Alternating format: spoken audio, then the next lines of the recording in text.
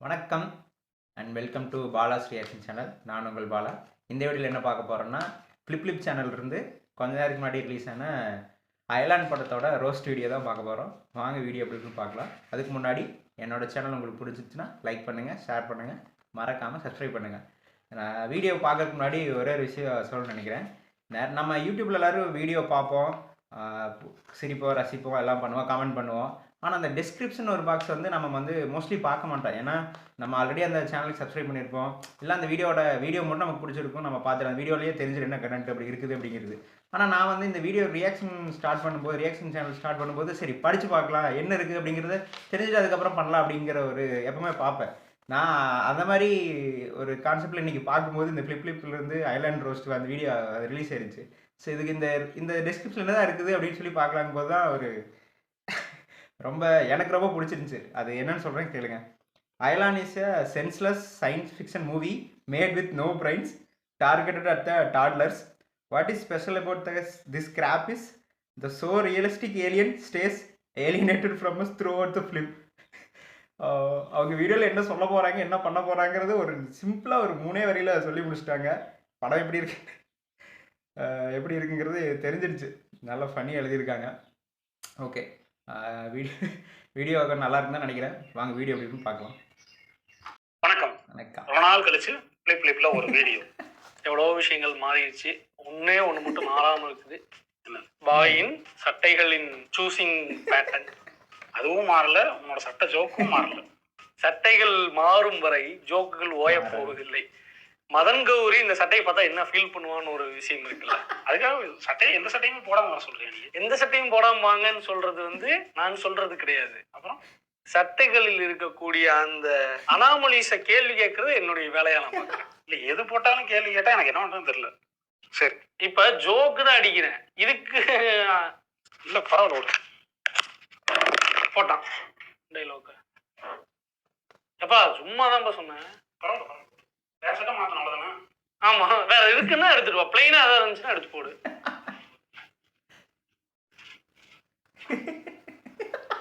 என்ன சொல்லிட்டேன். வணக்கம், ஓகேவா? என்ன சொல்லிட்டு சரி, இதை வச்சு ஏதாவது ஜோக் அடிக்கிறியா? இதையும் கட்டிக்க செய்யவா? இல்ல பரவாயில்ல, இந்த வீடியோ இப்படியே போட்டும்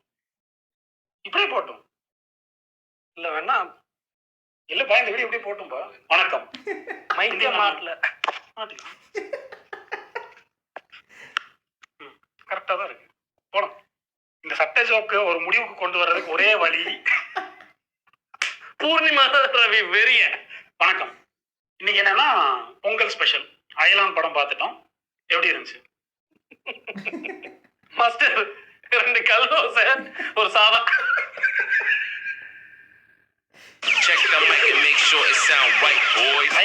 அயலான் திரைப்படம் எதை பற்றி எதுன்னு பார்த்தோம்னா ஒரு சயின்டிபிக் ஜானர். எப்பவுமே இந்த சைஃபை படம், ஃபேண்டசி படம் இதெல்லாம் வருதுன்னா நமக்கு வந்து எதுக்காக போகும்? பொழுதுபோக்குக்காக. ஸோ அப்படிப்பட்ட ஒரு பொழுதுபோக்குக்காக படத்துக்கு போகலாம் அப்படின்னு நினைச்சா இது ஏலியனின் வயிற்றுப்போக்கு போல இருந்த ஒரு நிகழ்வு தான் அயலான். இந்த மாதிரி படங்கள்ல இது வரைக்கும் பார்க்காத சில விஷயங்களை பார்க்கணும் அப்படின்னு நினைச்சுதான் உள்ள போறோம். ஆனா உள்ள போனா பார்க்க கூடாத விஷயங்களை பார்த்துட்டு வெளியே வர்றோம். இந்த அயலான் படத்தோட மெயின் டார்கெட் ஆடியன்ஸ் யாருன்னு பார்த்தோம்னா குழந்தைங்க. இந்த ஆடியன்ஸ் கேட்டகரி பிரிக்கிறது இவனுக்கு எப்ப தெரியுமா கண்டுபிடிச்சானுங்க? படத்தை போனி பண்றப்பதான் கண்டுபிடிக்கிறானுங்க. எடுக்கிறப்ப தெரியாது, எடுத்துட்டு போனிக்கு வரும்போது, சந்தைக்கு வரும்போது அவங்க என்ன பண்றதுன்னா அது எப்படிதான் விற்கிறது அப்படிங்கும் போதுதான் இந்த கேட்டகரி ஆஃப் ஆடியன்ஸை வந்து பிரிக்கிறாங்க. 3 கேட்டகரி இருக்கிறார்கள். இது வந்து ஃபேன்ஸ்க்கான படம், இது வந்து ஃபேமிலி ஆடியன்ஸஸ்க்கான படம். இந்த படிநிலையில கீழே வந்து தர தட்டி ஒரு கேட்டகரி இருக்கும், குழந்தைகளுக்கான படம். ஏன் குழந்தைகளுக்கான படம்? அவனுங்களுக்கு தான் யோசிக்க முடியும். ஏலியன் அப்படி இருப்பாங்கிறதுனால அது குழந்தைகளுக்கான படம். லாஜிக் மண்ணாங்கட்டி எல்லாம் பார்க்க மாட்டாங்க. பொருளீட்ட முடியாதவன் அவனை வச்சு என்ன கேட்டகரி. நான் வந்து தப்பு சொல்லல, குழந்தைகளுக்காக அனிமேஷன் அளவுக்கு எல்லாம் தப்பு கிடையாது. இப்ப நம்ம நிறைய படங்கள் இங்கிலீஷ்ல பார்த்திருக்கோம், ஈடி பார்த்திருப்போம், ஜுராசிக் பார்க் பார்த்திருக்கோம், இல்ல அவதார் பார்த்திருப்போம். இந்த மாதிரி படங்கள் வந்து குழந்தைகள் விரும்பி பாக்குறாங்க. ஆனா அது எதுவும் அடல்ட்ஸ்க்கெல்லாம் இதெல்லாம் உங்களுக்கு பிடிக்காது அப்படிலாம் சொல்ல மாட்டாங்க. அந்த படங்கள் அடல்ட்ஸ் பார்த்தாங்கன்னா அவங்களுக்கு வேற ஒரு பெர்ஸ்பெக்டிவ் கிடைக்கும், கேரக்டர் கூட கனெக்ட் ஆகி அழுகிற விஷயங்கள்லாம் நடக்கும். ஆனா இவனுங்க தான் இது குழந்தைகளுக்கான படம், நீங்க ஏன் சார் உள்ள போனீங்கிறது. எனக்கு இன்டர்நெட் நாளை படத்துல ரொம்ப பிடிச்ச விஷயமே அதுதான். படம் வந்து டைம் டிராவல் பத்தி பேசுற படமா இருந்தாலும் நம்மளுக்கு அவையாவே இருக்காது, ரொம்ப எமோஷனலா கனெக்ட் பண்ற ஒரு விஷயமா இருக்கும். அதனாலதான் இந்த படம் ரொம்ப ஒர்க் ஆயிருந்துச்சு. இந்த படத்துல எனக்கு ரொம்ப பிடிச்ச விஷயம் என்னன்னு பார்த்தோன்னா விஎஃப்எக்ஸ் ரொம்ப நல்லா இருந்துச்சு. அந்த ஏலியனை வந்து அப்படியே நம்ம கண்ணு முன்னாடி நிறுத்தினது வந்து பரவாயில்ல நல்லா இருக்கே பாக்குறதுக்கு அப்படிங்கிற மாதிரி இருந்துச்சு. அதுக்கு மேல ஒண்ணும் இல்ல சொல்றதுக்கு பிடிச்சது. ஐனா அவனை கடி அந்த மாதிரி ஆயிரம் விஎஃப்எக்ஸ் நினைச்சுக்கிட்டு இருந்தோம். எதிர்பாராத விதமாக விஎஃப்எக்ஸ் நல்லா வந்துருச்சு. கதையில கோட்டை விட்டாங்க. எனக்கு ஒரு முக்கியமான விஷயம் என்ன சொல்லணும்னு தோணுச்சுன்னா, படம் வந்து இத்தனை வருஷ கடும் உழைப்புல வந்திருக்கு. நாங்க வந்து ஏலியன் அப்படிங்கிற விஷயத்த வந்து தமிழ் சினிமாவில் முதல்ல காமிக்கிறோம். அது வந்து ஒரு எக்ஸ்பெரிமெண்டலான முயற்சி. அது என்ன அதை அவங்க சொல்லி நம்ம மண்டையில அது ஒரு கில்ட் மாதிரி உள்ள படத்துக்குள்ள போகும்போதே ஐயோ படம் நல்லா நம்ம சொல்லக்கூடாதா அப்படிங்கிற ஒரு ஃபீல் வந்துருது. பார்த்து வா பங்காளி மொத்தமும் கடன். லாரிக்கு பின்னாடி இந்த படத்துல வந்து பிக் டைமா ஓபி அடிச்சது யாரு அப்படிங்கிறது தான் உங்களுக்கான கேள்வி. அமீன்னு சொல்ல போறீங்க. படிச்சியா எழுதுறது? ஓ அது எழுதி வேற வச்சிருக்கியா? இந்த படத்துல வந்து எஸ்கே அவர் வந்து தமிழ் அப்படிங்கிற ஒரு கேரக்டர் பிளே பண்ணியிருக்காரு. Tamil versus Aryan industries. பூம்பாறை அப்படிங்கிற கிராமத்துல வாழ்ற ஒரு இயற்கை விவசாயி. புழு பூச்சி கூட துரோகம் விளைவிக்க கூடாது அப்படின்னு நினைக்கிற ஒரு ஆளு. அவங்க அம்மா வந்து வயல்ல வெட்டுப்பூச்சி எல்லாம் வந்துருச்சு மருந்தடிதான்னு சொன்னா கூட அதுவும் லிவிங் பீயிங் தான் தம்பி அப்படிங்கிறாரு. அம்மா கிட்டே வாய்ஸ் எடுத்து பேசுறாரு. அப்படிப்பட்ட ஒரு ஆளா இருக்காரு. ஏன்னா இப்படி பொறுப்பே இல்லாம இருக்க பேசாம சென்னை போய் பொறுப்பு கத்துக்கிட்டு வா. ஆமா கிட்ட அவங்க அம்மா சென்னையில பொறுப்பு கத்துக்கிட்டு நாலு இந்த சென்டர் வச்சிருக்காங்க வந்து உன் மகனை படிக்க சொல்லு பைத்திய அப்படிங்கிற கேள்வி நமக்கு வரல. இப்படி சென்னை வந்தவர் வந்து சந்தர்ப்ப சூழ்நிலையால ஒரு 4 பேர்கிட்ட மாட்டிக்கிறாரு. சரக்குக்கு சைடிஸ்ல சைடிஸுக்கு தான் சரக்கு. இவங்களுக்கு என்ன வேணுமோ அதுக்கேற்ற மாதிரி சந்தர்ப்பங்களை உருவாக்கிட்டு இருக்காங்க. அதாவது சென்னை போனா ஒரு ஃப்ரெண்ட்ஸ் ஒரு 4 பேர் இருக்கணும், அவங்க வீட்டுல தங்கணும், அப்படி லைஃப் கத்துக்கிறதுக்கெல்லாம் வேணும்ல, அதுக்கான சந்தர்ப்பத்தை உருவாக்கி கொடுத்துருக்கிறாரு டைரக்டர். இப்படி சந்தர்ப்ப சூழ்நிலையால சென்னை வந்த நம்ம ஹீரோ வந்து சந்தர்ப்ப சூழ்நிலையால ஒரு 3 ஃப்ரெண்ட்ஸ் கிட்ட மாட்டிக்கிறாரு. சந்தர்ப்ப சூழ்நிலையால ஏலியனை சந்திக்கிறாரு. சந்தர்ப்ப சூழ்நிலையில அங்க ஒரு காதலி. There is no such thing as a coincidence. The fact that you're watching this video means you are energetically aligned with me and this message. அந்த சயின்ஸ் எக்ஸிபிஷன் போறாங்க, சந்தர்ப்ப சூழ்நிலையில தீ பிடிக்குது. சந்தர்ப்ப சூழ்நிலை அதே ஏலியனை தூக்கி ஒரு வண்டிக்குள்ள போடுறாரு. சந்தர்ப்ப சூழ்நிலையில அந்த ஏலியன் இவருக்கு பவர் கொடுக்க பக்காளி போடு தகிட. இப்படி இத்தனை சந்தர்ப்ப சூழ்நிலைகள் இருக்குல்ல, இது நடக்கவே கூடாதுன்னா நடக்கலாம். ஆனா அது நடக்கணுங்கிறதுக்காகவே சீன்ஸை வேணும்னே பிளாஸ்டிக்கா பில்ட் பண்ணி வச்ச மாதிரி நிறைய சீன்ஸ் இருந்துச்சு. இப்படி இருக்கிற சூழ்நிலையில சென்னையில வந்து ஏலியன் வந்து லேண்ட் ஆகுது. அது வந்து ஒரு மிஷனுக்காக இங்க சென்னை வந்திருக்கு. ஸ்பார்க் அப்படிங்கிற ஒரு எரிகல். அந்த எரிகல் வந்து இந்த பூமியை அழிக்கக்கூடிய, பூமியை துளை செய்யக்கூடிய ஒரு ட்ரில் பிட். அது ஒரு ஆயுதமா பயன்படுத்தி வில்லன் வந்து நிறைய ஆயுதங்கள் செய்யலாம் அப்படின்னு. கார்பரேட் வில்லன் வர்சஸ் இயற்கை விவசாயி plus the force of alien. அந்த ஏலியனுக்குன்னு ஒரு சில பவர்கள் இருக்கு. ஒருத்தங்களை ஹீல் பண்றது, அதுக்கப்புறம் சில பொருள்களை அப்படியே நகர்த்தி வைக்கணும் அப்படின்னா டெலிகைனசிஸ் மூலமா அப்படியே நகர்த்தி வைக்கிறது, அதுக்கப்புறம் ஒருத்தங்களை தொடர்றது மூலமா அவங்களோட எமோஷன்ஸ் எண்ணங்கள் எல்லாம் தெரிஞ்சுக்கிறது, இதெல்லாம் வந்து அதோட பவர்ஸ். அந்த பவர்ஸை வந்து அது வந்து தன்னுடைய நண்பனான தமிழ்கிட்டையும் அது டிரான்ஸ்ஃபர் பண்ணிடும். அது என்னமோ நண்பனான தமிழ்கிட்ட டிரான்ஸ்ஃபர் பண்ணல, யாரு மேல கை வச்சாலும் அது கொஞ்சம் அப்படின்னா அது அங்க போயிருது. அது கிட்டத்தட்ட ஒரு தொற்று நோய் போல யாரை தொட்டாலும் அது பவர்ஸ்ல கொஞ்சம் அங்க போய் டிரான்ஸ்ஃபார்ம் ஆயிருது. ஒரு குழந்தை கேன்சர்னு சுத்திக்கிட்டு இருக்கும், இந்த முடியெல்லாம் உள்ள பேக் பண்ணி மேல இது போட்டு அதை காட்டியிருப்பாங்க, வாங்கி விழுவும். ரக்குல் பிரீச்சிங் பேசு அவன் முடியலன்னு சொல்லுடா கண்ணா அவளை she has appointment for like 10 o'clock 9 மணிக்கு நிக்க வச்சு சொல்லிட்டு தான் போகணும். அந்த நேரத்துல ஏலியன் என்ன பண்ணுது, கை வைக்கல, இப்படி இந்த அவார்டு இதெல்லாம் கொடுக்கும்போது இப்படி பிடிச்சிட்டு இருப்பானுங்க பிடிங்க அப்படின்னு அந்த ஏலியன் வந்து தொட்டவங்க கேன்சர் குணமாயிருது. எல்லாரும் அவங்க அம்மா எல்லாம் ஒரு ஆச்சரியமும் படவே இல்லை. இவளுக்கும் கேள்வி வரல, தாராவுக்கும் எப்படி என்ன பண்ண நீ எப்படி குணமாச்சு ஒரு கேள்வி இல்லை. அது ஆடியன்ஸா பாக்குற நமக்கு புரியுது, ஏலியன் இருக்கு கை வச்சா அது குணமாகுது அப்படின்னா நம்ம புரிஞ்சுக்க முடியுது. அவங்களுக்கு ஏலியன் இருக்கிறதே தெரியாது. குணமாச்சா அந்த தலையில் இருக்கிற அந்த தொப்பியை தூக்கி போடுங்க. அடுத்த ஒரு கொஞ்சம் சீன்ஸ்க்கு அப்புறம் பார்த்தா அந்த பொண்ணு நல்லா வளர்ந்து முடியோடு மீரா ஷேக்காய். இப்படி அந்த ஏலியன் அந்த குழந்தையின் கேன்சரை மட்டும் குணமாக்கவில்லை சார், தோல்வரை பிடரியை வளர்த்து விட்டது. அது இல்ல, அந்த குழந்தை இன்விசிபிள் ஆகிற பவரை கொடுத்துருச்சு. அதே மாதிரி வில்ல இருக்கான்ல, அவனை ஸ்ட்ரெச்சரா சோல்ஜர் பாய் மாதிரி படுக்க வச்சு காம்பவுண்ட் வி அவன் உடம்புக்குள்ள ஏத்துறாங்க. அவனுக்கும் அந்த பவர்ஸ் எல்லாம் வந்துருது, ஏலியன் பவர்ஸ் எல்லாம் அவனுக்குள்ளேயும் வந்துருது. ஏன் வரக்கூடாது? அதை டிஃபைன் பண்ணாம விடுறது இருக்குல்ல, இந்த பவர் எவ்வளவு தடவை கொடுக்க முடியும், எவ்வளவு தூரம் வாங்க முடியும். சும்மா இது ஒரு ஃபிக்ஷனல் வேர்ல்டு தான், ஆனா அதுக்கான சில பவுண்டரிஸ் எழுதுறது இருக்குல்ல, இந்த ஃபிக்ஷனல் வேர்ல்டுக்குள்ள ஒரு பவுண்டரிஸ். நமக்கு இந்த மார்க் ஆண்டனி பார்த்தப்ப சொல்லியிருப்போம். மார்க் ஆண்டனியில வந்து ஒரு ரூல் லிஸ்ட் மாதிரி கொடுத்துருப்பான், ஒரு நாளைக்கு ஒரு தடவை தான் போக முடியும். இதெல்லாம் வச்சு ஒரு பிளே நடக்குது இல்ல, அது கொஞ்சம் இன்ட்ரெஸ்டிங் ஆகும் அந்த கேமை. இது என்ன இது எவ்வளவு வாட்டி பவர் போகும் பவர் வரும் யாருக்கும் தெரியல தம்பி. அது சென்னையில வர வெள்ளம் மாதிரி, இல்லைன்னா வெள்ளத்துல இருக்கிறவங்க காப்பாற்ற வர போட்டு மாதிரி சில சபைகளை வராமலே கூட போய். இந்த ஏலியன் வந்து வர்றப்பே பார்த்தோன்னா ஒரு 3 ரூல்ஸ் எல்லாம் சொல்லணும்னு நினைக்கிறேன். மனிதர்கள் கொடுக்கவே சாப்பிடாது, மனிதர்களை கண்டால் ஒளிந்து கொள், வேற என்னவோ சொல்லுவாங்க, கையில அகப்பட்டினா உன்னைய நீ டெஸ்ட்ராய் பண்ணிக்கோ. செத்துப்போ.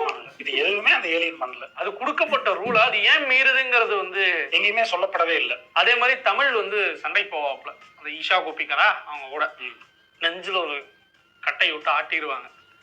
ஆட்டினதற்கு பிற்பாடு இந்த ஏலியன் வந்து ஏதோ பாதி ஹீல் பண்ணியும் பண்ண முடியாம அதுக்குள்ள அவரை தூக்கிட்டு போயிடுறாங்க. தூக்கிட்டு போய் ஹாஸ்பிட்டல்ல போட்டுருவாங்க. நெஞ்சில ஓட்டை, அவ்வளவு பெரிய ஓட்டை, உள்ள ஹார்ட் பீட் துடிக்கிறது, அதெல்லாம் வந்து நமக்கு தெரியும். இதெல்லாம் டாக்டர் சொல்லுவாரு, இது ரொம்ப சீரியஸான கேஸ், இதை நான் எடுத்துக்கவே மாட்டேன், போலீஸை கூப்பிடுங்க அப்படிலாம் சொல்லிட்டு இருப்பாரு. எனக்கு சரியாயிடுச்சு. ஓட்டை கொஞ்சம் கொஞ்சமா ஒட்டிட்டு இருந்தது. இது அங்க டைரக்டா உட்காந்து பாத்துக்கிட்டு இருக்காங்க, விட்னஸ் பண்ணிக்கிட்டு இருக்காங்க ஒரு 4 பேர். கிட்டத்தட்ட கடவுளின் மகிமைக்கு இடையான செயல் வந்து உங்க கண்ணு முன்னாடி நிகழ்ந்துகிட்டு இருக்கு. பார்த்துட்டு சரி ஐடியா வாடா வாடா டீ சாப்பிட போடா, காருக்குள்ள போகும்போது ஜோக் அடிக்க போடா. போயிட்டு வீட்டுக்கு போனதுக்கு அப்புறம் அவன் டெலிகனிஸ்ல அட்டையை தூக்குறான். ஒண்ணு இல்ல லூசு போடா நீங்களாம். அவன் படத்தோட ஹீரோ, அவன் சாக மாட்டான்ல, எப்படியோ பொழைச்சுக்கிட்டான். பொட்டி தூக்கதானா புதுசா இருக்குப்பா, ஐயா வைக்க அவன் சூப்பரியா. இந்த ஏலியன் பத்தி விஷயங்கள் தெரிஞ்சுக்கிறதுக்காக வெளிநாட்டுல இருந்து ஒருத்தர் கூட்டிட்டு வருவாங்க. அவர் வந்து ஏற்கனவே ஏலியன்களை தேடிட்டு இருக்காரு அப்படிங்கறதுனால அவரை கூட்டிட்டு வந்து இங்க இருக்கிற ஏலியனை கண்டுபிடிச்சு கொடு அப்படிம்பாங்க. அவங்கிட்ட இருக்க டெக் எல்லாம் பாத்தீங்கன்னா உலக லெவல் டெக் வச்சிருப்பான். சர சர சர சரன்னு ஊர் ஃபுல்லா ட்ரோன் பறந்துகிட்டு இருக்கும். அது எல்லாமே இருக்கும், கேமரா இருக்கும், லொகேஷன் இருக்கும், பறக்கும், எங்க இருந்து வேணாலும் கண்ட்ரோல் பண்ணலாம். அது மட்டும் இல்லாம இன்னொரு புதுசா ஒரு டெக்னாலஜி கூட வச்சிருக்கோம், அப்படி இந்த ஃப்ரீஸ் பண்ற கண்ணு. நம்ம சிகாவுக்கும் வில்லனுக்கும் ஒரு ஃபேஸ் ஆஃப் நடக்கும், 2 பேரும் அப்படி எதிரில் நிற்பாங்க. அப்படிமா உடனே தாரா பார்த்துட்டு புல்லட்ட வாங்க வர்றான்னு பார்த்தா உரையதுக்கு முன்னாடி ஒரே ஒரு கிஸ் நிற்பா. அந்த இடத்துல ஃப்ரீஸ் தக தக தக தக தக 2 பேர் ஜோடியா அப்படியே ஃப்ரீஸ் ஆவாங்க. அதுக்கப்புறம் என்ன நடக்க போகுதுன்னு பதைபதைட்டு இருந்தா தூக்கி அப்படியே கண்டெய்னர்ல வைக்கிறானுங்க. சார் உங்களுக்கு நாளைக்கு டெலிவரி வந்துடும், பபுள் டிராப், அட்டைப்பெட்டி, எல்லா செலவுமே மிச்சம். டேரக்டா அந்த கல்ல சுட வேண்டியது ஃப்ரீஸ் ஆயிரும். மேல லேபிள ஓட்டணும்னா நெக்ஸ்ட் டே உள்ள உட்காந்து வருது இந்த அம்மா பத்த வச்சுக்கிட்டு. அந்த சீரியஸ்னஸ் புரியாம தம்ம வச்சு இப்படிமா அதுல உருகும். சிவகார்த்திகனோட விரல் மட்டும் வெளியே வந்துடும். விரல் வெளியே வந்தோம்னா அதுல தன்னோட சிரிக்கிறாங்க தியேட்டர்ல. யோகி பாபு பண்ண செகண்ட் பிரைஸ் ஜோக்குக்கெல்லாம் இரிட்டேட் ஆகணும், இதை பார்த்துட்டு விழுந்து விழுந்து சிரிக்கிறானுங்க. அந்த ஏலியன் கான்ஸ்பிரசிஸ்ட் அவன் கடைசி வர நம்பிக்கையோடவே செத்து போவான். உன்னை காப்பாத்த மாதிரி நீ காப்பாத்தும். மின்சார கண்ணால 3 பேர் நின்று பாத்துக்கிட்டு இருப்பானுங்களே, எந்த கேள்வி கேட்டாலும். ஏலியனும் தமிழும் மூஞ்சி பாத்துக்கிட்டு இருப்பாங்க. இவன் சாக போறதுக்குன்னு தெரியாது, நம்ம கிட்ட பாக்கல.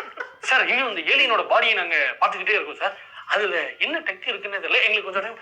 சார் அதோட உள்ளுக்குள்ள என்ன இருக்குன்னு எங்களால கண்டுபிடிக்க முடியல, ஆனா அதுல இருந்து நாங்க வந்து அமினோ ஆசிட்ஸ் எக்ஸ்ட்ராக்ட் பண்ணிட்டோம் சார். அந்த டெக்னாலஜி நம்ம கிட்ட இருக்கு சார். சார் அந்த ஏலியனை ஃப்ரீஸ் பண்ற டெக்னாலஜி அவன்கிட்ட இருக்கு சார், ஆனா அந்த ஏலியனே முடக்கிற டெக்னாலஜி நம்ம கிட்ட வந்துருச்சு சார். இந்தாங்க சார் இந்த ஊசி. ஆரியன் இண்டஸ்ட்ரிக்குள்ள இந்த டெக்னாலஜியின் வேகம் எடுப்பு இருக்குல்ல. தமிழ் படம் 2ல பாத்தீங்கன்னா இந்த மாதிரி ஒரு சீன் வந்திருக்கும். அந்த வண்டியில எவ்வளவு பெட்ரோல் இருக்குன்னு பார்க்க முடியுமா சார்? அந்த டெக்னாலஜி ஏன்ட்ட இருக்கு சார். அது கம்மி பண்ண வைக்க முடியுமா? ஐயோ அது முடியாது, மண்ணு வேணா அதை பண்ணுங்க. இப்படி இந்த பூமிக்கு வர்ற ஏலியன் வந்து திரும்ப தன்னோட கிரகத்துக்கு போறதுக்கு முன்னாடி இவங்களை எல்லாம் பார்த்துட்டு குட் பை சொல்ற ஒரு செரிமனி இருக்கு. எல்லாரையும் நிக்க வச்சுட்டு ஒரு விஷயம் சொல்லிட்டு போகும். மனிதர்கள் நான் ரொம்ப கெட்டவங்கன்னு நினைச்சிட்டு இருந்தேன், நீங்க எல்லாம் ரொம்ப நல்லவங்களா இருக்கீங்க. ஒருத்தங்க குறைபாடோட பிறந்தா கூட மிருகங்கள் வந்து அதை கொன்றும், ஆனா மனிதர்கள் நீங்க எல்லாம் அவங்களை ஏத்துக்கிட்டு வாழ்றீங்கல்ல, சூப்பர். மனிதர்களை நல்லவங்கன்னு சொல்றது வந்து எவ்வளவு இரிட்டேட் ஆகுது நமக்கு. கேரி பேக பார்த்து இது 300 வருஷம் மக்கள்னு சொல்ற ஏலியன் தைலி, நீ மனிதர்களிடையே நிலவக்கூடிய வேறுபாடுகள் பிரிவினைகளை பத்தி ஒரு மயிரும் தெரிஞ்சுக்காம பரவாயில்ல எல்லாம் நல்லா தான் இருக்கீங்க, குறைபாட வளர்ந்தா கூட வளர்த்துறீங்க, குறைபாடோட பிறந்தா அந்த குழந்தைய வளர்த்துறது என்னமோ உண்மைதான். இப்ப முந்திரான் இப்ப இவனுக்கு பொட்ட புள்ள பிறந்தாலே கல்வி ஊத்திட்டு இருந்த சமூகம் தானடா நீங்க. இப்ப ஏதோ வந்து தாலிக்கு தங்கம், மாதம் 1000 போன்ற திட்டங்களால விட்டு வச்சிருக்கிறானுங்க. அதுபோக குறைபாடோட இருக்கோ இல்லையோ, ஆணோ பெண்ணோ எந்த பேதமும் நாங்க பாக்குறதே இல்லை. எந்த படிநிலையில நீ இருக்க வரனால அதை வச்சு நான் முடிவு பண்ணிக்கிறேன். உன்னை கொல்லணுமா, உன்னை அள்ள விடணுமா, உன்னை என்ன பண்ணணுங்கிறத நான் முடிவு பண்ணிக்கிறேன். இப்படிப்பட்ட மனிதர்களை வந்து ஏலியன் வந்து பார்த்து வியந்துட்டு போகுதுன்னா அதோடைய தட்டையான புரிதலுக்கு ஒரு சின்ன ஒரு எடுத்துக்காட்டு. இந்த மாதிரி ஒரு தட்டையான ஏலியன் போகும்போது அது கியூட்டா இருக்கு, அது மிஸ் பண்றாங்க ஃபீல்லா இல்ல, நல்லா அடிச்சு குத்தி அனுப்பும் போட அங்கிட்டு. இரிட்டேட்டிங்கா இருக்கு. புரிதலின் தட்டைத்தன்மை உனக்கு எந்த அளவுக்கு இருந்தா நீ வந்து பிளாஸ்டிக் பேக பார்த்து எமோஷன் ஆகிற நீ உனக்கு வேற எதுவுமே தெரியல, உலகத்துல வேற எதுவுமே உனக்கு அந்நியமா தெரியல. இந்த ஏரியா ஏன் இப்படி இருக்கு, அவங்க ஆக்சுவலா குப்பத்தில் இருப்பாங்க, அந்த குப்பம் ஏன் அப்படி இருக்கு, அந்த ஏரியா ஏன் வேற மாதிரி இருக்கு, அந்த காவேரி அபார்ட்மெண்ட் ஏன் அபார்ட்மெண்ட் மாதிரி இருக்கு, இந்த மாதிரி எந்த கேள்வியும் அதுக்கு வராது. அதுக்கு இருக்கிற ஒரே கேள்வி பிளாஸ்டிக். இந்த உலகம் வந்து உயிர்கள் அனைத்துக்கும் பொதுவானது. ஏலி நீங்க வாடா வாடா, அந்த ஸ்விக்கி இல்லைனா ஜொமேட்டோ டிஷர்ட்டை போடு, செவ்வக பெட்டி எடுத்து போடு, ஒரு பழைய வண்டி, உனக்கு நல்ல வண்டியெல்லாம் கொடுக்க கூடாது, சர்வீஸே பண்ணாத வண்டி எடுத்துட்டு ஃபுட் டெலிவரிக்கு போ. வீதி முக்குல ஒரு 20-30 தெருநா இருக்கும், அதுகிட்ட நீ போயிட்டு சேசிங்க வாங்கிட்டு வந்து அப்புறம் பேசுறான். உலகம் அனைத்து கல் எடுப்போம், முதல் வேலை கல். ஒரு டெலிவரி பாயோட ஒரு பெர்ஸ்பெக்டிவ்ல அதை யோசிச்சு பாருங்க. அப்ப நான் சொல்ற விளக்கத்தோட உண்மைத்தன்மை புரியும். என்னுடைய மொத்த ஆர்கியூமெண்ட்டும் இதை பேஸ் பண்ணதுதான். எவனோ ரேபிஸ் கடி வாங்கிட்டு வந்திருக்கான். போன வாரம் ஒரு தாக்குதல் சம்பவம் எனக்கு நடந்தது, அதில் ஏற்பட்ட ஒரு மன உளைச்சல் தான் அந்த ரேண்ட். இப்படி இந்த அயலான் வந்து ஒரு அசத்தலான விஎஃப்எக்ஸோடு, ஆனால் பழக்கப்பட்ட பழைய பணாதி கதையோடு, சுமாரான திரைக்கதையோடு, அதைவிட சுமாரான பாடல்களோடு, கன்றாவியான பின்னணி இசையோடு, மூளை படிநிலையில் குழந்தைகளை குறிவைத்து அவர்கள் தலையில் கட்ட எடுக்கப்பட்ட ஒரு பண்டம். பொங்கல் நல்வாழ்த்துக்கள். பொங்கல் நல்வாழ்த்துக்கள்.